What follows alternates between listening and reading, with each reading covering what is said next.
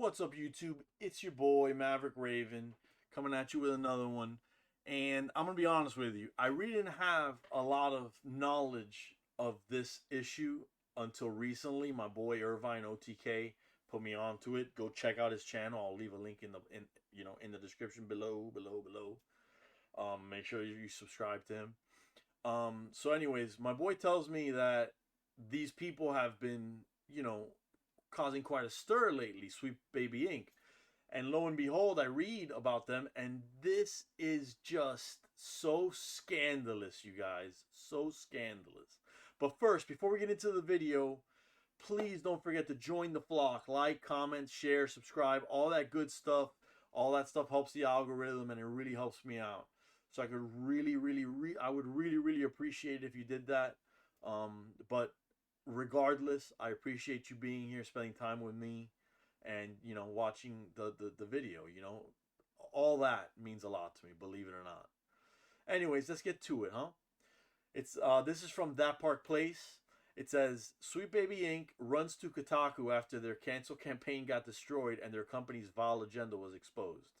So what this website did was it labeled, more or less, in order of order of what happened. It doesn't have dates or anything on it, but you can see the dates on the tweets. I'm gonna show you now. Sweet Baby Inc. apparently is one of many companies that video game developers have been running to lately to kind of do their how can I say, it's like almost as if they're doing it for points, for what's called a social credit score, right? Which I'm sure most of you are familiar with the social credit score theory and the systems that some countries run. These people ensure that video games are diverse enough and inclusive enough. The problem is that when you write a story, when you create a video game, and all you want is for it to have representation, that's shit. That's called trash, Sweet Baby Inc. is running to Kotaku in order to try and do damage control for the company after multiple employees tried to cancel a Steam curator list as well as the creator of said list. Sweet Baby Inc. employees Chris Kindred and Maya Kramer attempted to cancel Brazilian gamer Cabrudus Rambo after he created a Steam curator list that lists out all of the games that Sweet Baby Inc. has worked on that are available on Steam. Kindred posted on X. It says the Steam curator sorry, there's some fly running, just buzzing around here. The Steam curator harassment group Sweet Baby Inc. detected is led by this person, Cabrudus Rambo. Here's them trying to be slick so they don't get reported. As you can see here, I'm going to read it for you. It says the Steam curator, actually, I said it already. And that was the 29th of this year. Next, Kindred posted, anyway, report the fuck out of this group. How nice of them. And here's the fucked up thing. Obviously, Chris Kindred has a following. Obviously, he's got fans. There are going to be people that are just going to do whatever he says blindly and report the fuck out of people for whatever reason. And that's messed up, you guys. If you've got a following, you've got a responsibility to do the right thing. Like, I hate to be corny, bro, but I'm going to be corny, okay? It's like Spider-Man. With great power comes great responsibility, okay? When I was a police officer, I didn't see that as a power thing. I didn't see it as, oh, great, I've got power over people. I saw it, if anything, as a, great, these people have power over me because I work for them. It's my responsibility to protect them. It's my responsibility to help them. That's the way that you should look at any type of power or responsibility. If not, then you don't deserve to have the following that you have, Chris. Which you don't. You don't deserve it. From everything I've seen, you don't deserve it. You're a scumbag, dude, in my opinion. Because nobody should do this to somebody else. Kindred then concluded, and report the creator since he loves his account so much. So you want him to lose the list, lose his account. What's the story here? Kindred was joined by Maya Kramer under the account Lego Butts, who shared a lengthy thread discussing the Steam curator list. As part of the thread, Kramer posted, "Sorry, no one thing has changed. The number of people who understand that spreading misinformation just lets them be racist in public with no consequence has increased dramatically. That has changed. Probably requires some fighting from those with authority. Probably." Dude, nothing there was nothing racist about it. It's that your group sucks. Your group's whole job is to make games suck, and you need to realize that. Okay? Of course, people are gonna hate your company. Your company sucks, dude. Kramer then posted, for example, Steam doesn't have guidelines for curators, as far as I can tell, that would prevent someone from starting a curation group that focuses on, say, Sweet Baby Inc. and warns people to not buy games they're associated with, which could just list any game at all. Who cares? Who cares? If people don't want to buy your stuff, then that's it, you know? The cancellation has failed so far and only increased the number of individuals following the creator. Good. Good. As of writing, it currently has over 191,000 followers. It only had 20,000 followers at the time Kindred and Kramer attempted to cancel it. That's called the Streisand effect. And I love it. I love seeing it. Following this failed cancellation and a greater light being shed on comments that Sweet Baby Inc. CEO Kim Belair and her employees have made, Belair and her co-founder, David Bedard, quickly ran to Kotaku to do damage control. The entire purpose of the article was to try and shape Sweet Baby Inc.'s image as a harmless narrative design company. However, it fails at that as Belair contradicts what's on her own company's website as well as previous comments she's made in the past. She informs Kotaku, Sweet Baby is, at its core, a narrative development company. That means anything from script writing to narrative design to narrative direction to story reviews. She adds, one of the things that we do offer, is cultural consultations or authenticity consultations. For us, that generally means that we might be asked to look at a story if there's a character in it who is marginalized, oh, for the love, in a certain way, and the studio wants us to connect them with a consultant who can bring a little bit of authenticity. In other words, if it's a black character, we connect them with a black person. Ain't that a bee? You guys are part of the problem. You guys are part of the reason why there's such a divisive nature going on in everything right now. But the perspective is never that we're coming in and injecting diversity. For the most part, it's the reverse. It's that a company has created a character and they want to make that character more representative and more interesting. More interesting, huh? More interesting, huh? The company's own website makes it very clear they want to inject diversity into games. Their About Us section reads, founded in 2018, Sweet Baby Inc. is a narrative development and consultation studio based in Montreal and working around the globe. Our mission is to tell better, more empathetic stories while diversifying and enriching the video games industry. We aim to make games more engaging, more fun, more meaningful, and more inclusive for everyone. You want to make games more engaging, more fun, more meaningful? Then get rid of the inclusivity. This part right here, more inclusive, get rid of it. Just get rid of it. Get rid of it. Get rid of it and write games and characters organically. Write them organically, okay? If the person just so happens to be black, then let that person be black. Don't do a South Park right? And be like Kathleen Kennedy like they did. Oh, put a chick in it and make her gay. Don't do that. Don't do that. Furthermore, the site states, we believe you need diverse voices to solve diverse problems. Sweet Baby Inc. provides narrative consultation at any stage of development, boasting a talented team with vetted industry experience to best bring your story to life. It's so painful. It's just so painful to look at these people gaslight the public. And then the worst part about it is that you've got people that not only are they gaslit and they don't even know it, they just take whatever this company says and they just take it at face value and they believe them. There's nothing to believe here, you know. Their outreach section also states new and marginalized talent can change its industry if given the proper support. We want to provide this through our outreach programs. Look, guys, take it from a guy who's 100% Cuban. I'm not half Cuban like some people have said. I am 100% Cuban, okay? I just happen to be a white Cuban, a white Hispanic, okay? I don't need you making people Cuban. I don't need you making people Hispanic. I don't need you making. I mean, I'm not Latino, but I don't need you making people Latino, Latinx, Latinx, whatever you call it. I don't need any of that. You know why? Because when I was growing up, my two heroes were Batman and Spider Man. Right? None of them are Hispanic.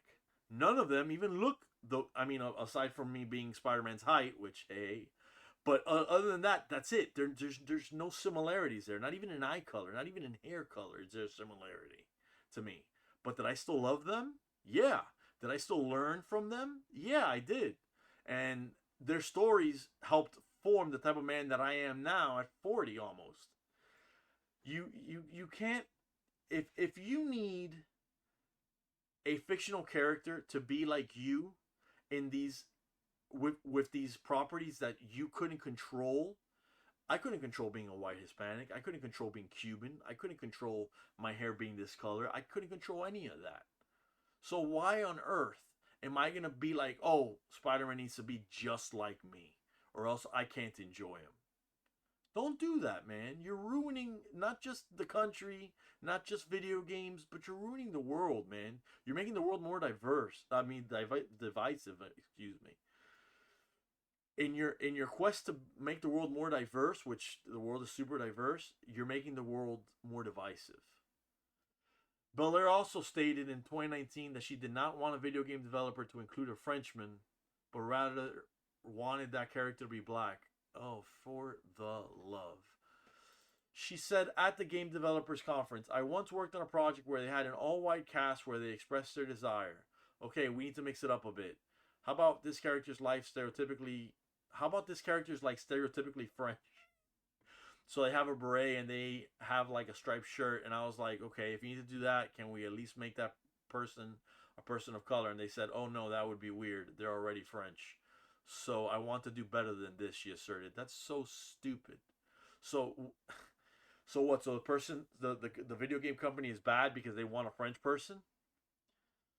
It's very clear that Bel Air and Sweet Baby Inc. do indeed want to inject diversity into games, and she's just straight lying to Kotaku in order to try and save the company's image.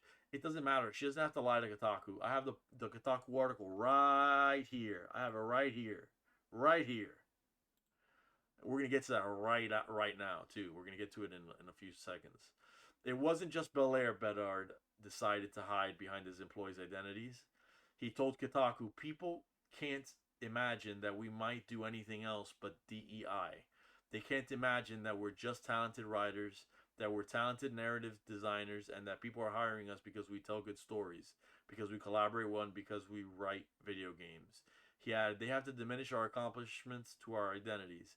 They can't imagine that the work I did on Spider-Man was story work versus adding pride flags, you know? As noted above, the company's entire About Us section, services, and outreach are about the company's marginalized talent and thus their identities. He's whining about how he self-identified the company. Yeah, of course, because these people are crazy, man. These people are nuts. If they all they care about is your color, your sexuality, all this other stuff, dude, leave it alone, man. That's number one. My sexuality is none of your business, and number two, I don't need you talking for me, dude. You know, we had some visitors at the door right now, and they asked me if my last name, because we have a pumpkin that has my last name at the door, right? And these people came up to me and they go, "Oh, you're Hispanic or you're Latino?" And I go, "I'm Hispanic." And they go, "Oh, you speak English so well." I'm like, "Yeah, thank you." Like, what the hell? See, that's racism. That's when you go, okay, damn, dude, what the hell just happened? But even then, what are you gonna get angry about? They're making an innocent remark. It's not like they called me a you know what to my face, you know? Belair would go on to tell the outlet, we are a narrative company. That primarily is our work. We are not censors. We have no interest in false diversity or in tokenization. That's what you do. We have an interest in making stories better and making characters more interesting and in developing a stronger language around narrative design. Those are the things that we are really passionate about. Your story, your character's not more interesting, your story isn't better just because you put a chick in it and made her gay. Very sorry, that's not the way that life works. If you're gonna come for my work, you can do that. If someone says I wrote a story and you say it's not good, that's totally fine. But if you're going to come for me, at least come correct. Don't be loud and wrong, she said. It's unclear how replacing a Frenchman with a black man makes a game better, but as noted above, that's what Belair believes. And that is the definition of false diversity and tokenization. Thank you. Thank you. That's exactly what I was saying. Say it again for the people in the back. Say it again, please. I am begging you. Say it again for the people in the back. Because the people in the back apparently need to hear it.